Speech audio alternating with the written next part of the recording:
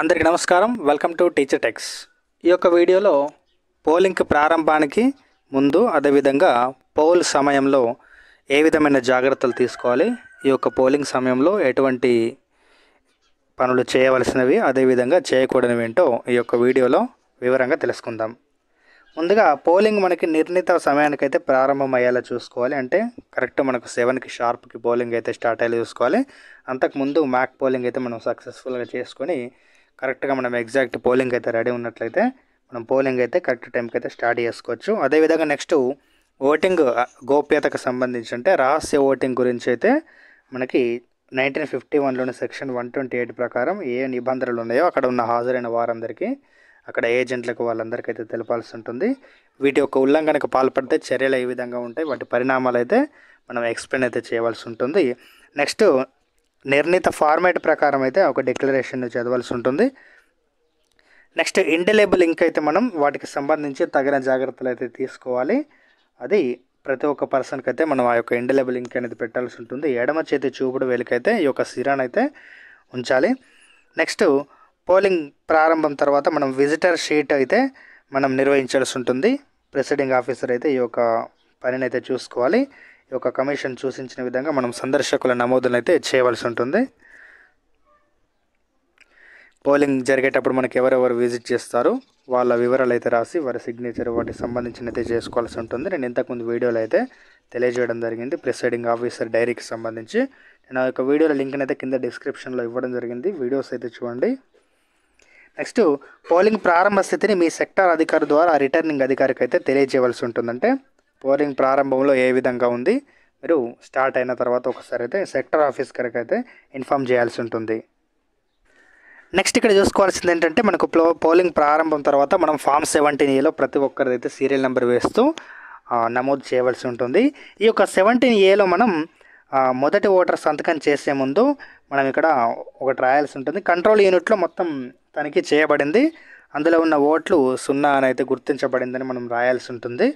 ఇక్కడ ఈ యొక్క జాగ్రత్తగా రాసుకోవాలి, మనం దీన్ని అయితే మర్చిపోవద్దు. ఫామ్ 17A రిజిస్టర్లో అయితే ఇది రాసుకోవాలి. అంటే కంట్రోల్ ఏలో ఉన్న ఇప్పటివరకు అయితే ఓట్లు క్లియర్ చేసామని అయితే రాసుకోవాలి.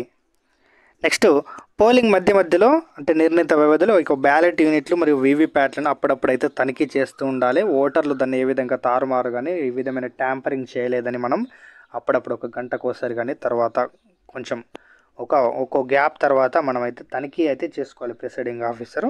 నెక్స్ట్ ఎలక్షన్ సీరియల్ ఆర్డర్ ప్రకారం ఓటింగ్ జరుగుతుందని అయితే నిర్ధారించుకోవడానికి మనం సీఈఓలో ఉన్న టోటల్ బటన్ అయితే నొక్కడం ద్వారా ప్రతి కంట్రోల్ యూనిట్కు టోటల్ని ఎప్పుడప్పుడైతే తనిఖీ చేయవలసి ఉంటుందంటే మనకు నిర్ణీత సమయం అంటే మనకి ఇక్కడ 7 to 9, 9 to 11 ఇక్కడ ప్రతి 2 గంటలకు ఒకసారి అయితే మనం రిపోర్ట్ అయితే చేయవలసి ఉంటుంది పోలింగ్ అయితే ఎంతవరకు అయిందని. ఇక్కడ కంట్రోల్ యూనిట్లో టోటల్ బటన్ నొక్కడం ద్వారా మనం ప్రతి 2 గంటలకు ఒకసారి అయితే ఈ యొక్క రిపోర్ట్ అయితే పంపించవచ్చు.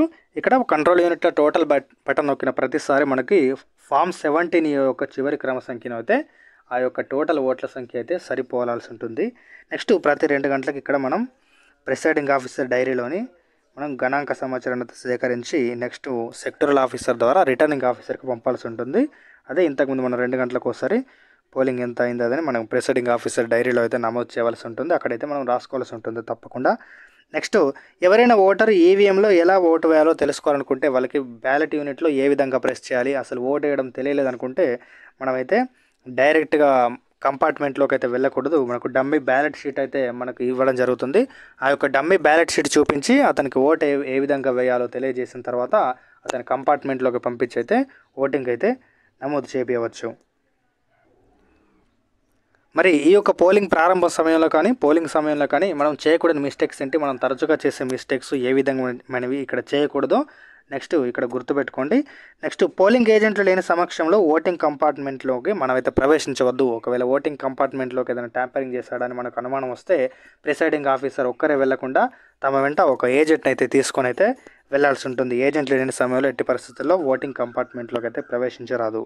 నెక్స్ట్ నిరక్షరాస్యులైన ఓటర్లకు ఈవీఎం ఎలా ఉపయోగించాలో ఓటు ఎలా వేయాలో వివరించడానికి కంపార్ట్మెంట్లోకి అయితే ప్రవేశించవద్దు. మనం ఇంతకుముందు చెప్పినట్టు దీనికోసం డమ్మీ కార్డ్బోర్డు మనకు డమ్మీ బ్యాలెట్ యూనిట్ అయితే ఇవ్వడం జరుగుతుంది. ఆ యొక్క బ్యాలెట్ యూనిట్ పైన వారికి ఎక్స్ప్లెయిన్ చేసి వారిని కంపార్ట్మెంట్లోకి అయితే ఎంట్రీ అయితే ఇవ్వాల్సి ఉంటుంది. నెక్స్ట్ ప్రిసైడింగ్ ఆఫీసర్ లేదా ఇతర సిబ్బంది, పోలింగ్ సిబ్బంది కానీ తరచుగా ఓటింగ్ కంపార్ట్మెంట్లోకి అయితే వెళ్ళకూడదు. అలా తరచుగా వెళ్ళినందుకు ఫిర్యాదులు చేసే అవకాశం అయితే ఉంటుంది. మనం గుర్తుపెట్టుకోవాల్సి ఉంటుంది ఈ విషయం. నెక్స్ట్ పోలింగ్ ముగిసే వరకు వీవీప్యాట్లో పేపర్ రోల్ నాబ్ని అయితే ఆపరేట్ చేయవద్దు. అంటే ఆ హారిజాంటల్ మోడ్ని మనం ఫస్ట్ అయితే వర్టికల్ మోడ్లోకి తెస్తాం కదా, ఆ యొక్క వర్టికల్ మోడ్లోకి తెచ్చింది మనం చివరి వరకు కూడా దాన్ని ఎట్టి పరిస్థితుల్లో అసలు కదపవద్దు.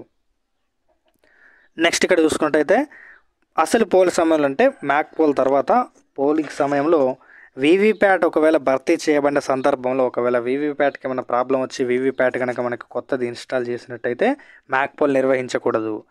పోలింగ్ సమయంలో మొత్తం సెట్ను మాత్రం భర్తీ చేసినట్లయితే మనకి నోటాతో సహా ప్రతి ఒక్క అభ్యర్థికి ఒక ఓటు మాత్రం వేయడం మ్యాక్ పోల్ అయితే నిర్వహిస్తామంటే పోలింగ్ మధ్యలో మధ్యాహ్నం 12 గంటలకు కానీ ఎప్పుడైనా మనకు సెట్ మొత్తం చేంజ్ చేసినప్పుడు ఇక్కడ ఎంతమంది అభ్యర్థులు ఉంటే అన్ని ఓట్లు అయితే వేసి మ్యాక్ పోల్ అయితే నిర్వహించుకోవచ్చు. ప్రతి ఒక్క అన్మాస్క్డ్ బటన్ని ప్రెస్ చేసి నోటాతో సహా ఇక్కడ మ్యాక్ పోల్ అయితే నిర్వహించుకోవాలి. నెక్స్ట్ పోలింగ్ సమయంలో మొత్తం సెట్ రీప్లేస్మెంట్ విషయంలో కంట్రోల్ యూనిట్ నుండి మ్యాక్ పోల్ డేటాను అదేవిధంగా మ్యాక్ పోల్ ప్రక్రియలో వీవీప్యాట్ నుండి వీవీప్యాట్ మ్యాక్ స్లిప్లను అయితే క్లియర్ చేయడం అయితే మర్చిపోవద్దు.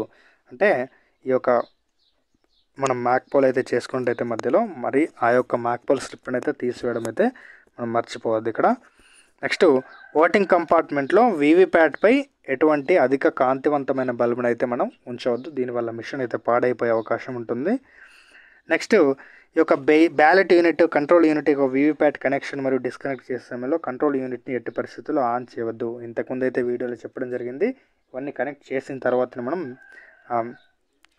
కరెక్ట్గా కంట్రోల్ యూనిట్ని అయితే ఆన్ చేసుకోవాలి. నెక్స్ట్ ఈ యొక్క ఇంటర్ కనెక్టింగ్ కేబుల్ని అయితే మనం టేబుల్ కాలుకు అదేవిధంగా కింద నేలకి పారదర్శక టేప్ తోటి అయితే అంటించాలి. వేరే ఎటువంటివి అయితే మనం ఉపయోగించొద్దు. నెక్స్ట్ కేబుల్ని డిస్కనెక్ట్ చేస్తున్నప్పుడు ఆ యొక్క ల్యాచెస్ రెండు వైపులా నొక్కడం అయితే మర్చిపోకూడదు. ఎందుకంటే వాటిని డైరెక్ట్గా తీయడం ద్వారా వైర్ అనేది ఊడిపోవడం జరుగుతుంది. ఈ యొక్క విషయం అయితే గుర్తుపెట్టుకోవాలి. నెక్స్ట్ పోలింగ్ ప్రక్రియలో ఈవీఎంని స్విచ్ ఆఫ్ స్విచ్ ఆన్ అయితే చేయవద్దు. మధ్యలో ఏమైనా చిన్న బ్రేక్ వచ్చినా కానీ ఒకవేళ ఓటర్లు రాని సమయంలో మనం ఈవీఎంలు అయితే మధ్యలో ఆపేయడం అయితే కుదరదు. అలాగే రన్ అయితే అవుతూ ఉండాలి. మనకు బ్యాటరీ అయితే మనకు సాయంత్రం వరకు అయితే ఎట్టి పరిస్థితుల్లో రావడం జరుగుతుంది. కాబట్టి ఈ విధమైన మిస్టేక్స్ అయితే మనం చేసుకోకూడదు. ఇటువంటి మిస్టేక్స్ ఏం చేసుకోకుండా మనం పోలింగ్ని అయితే సక్సెస్ఫుల్గా చేసుకోవాలి. Okay, thank you.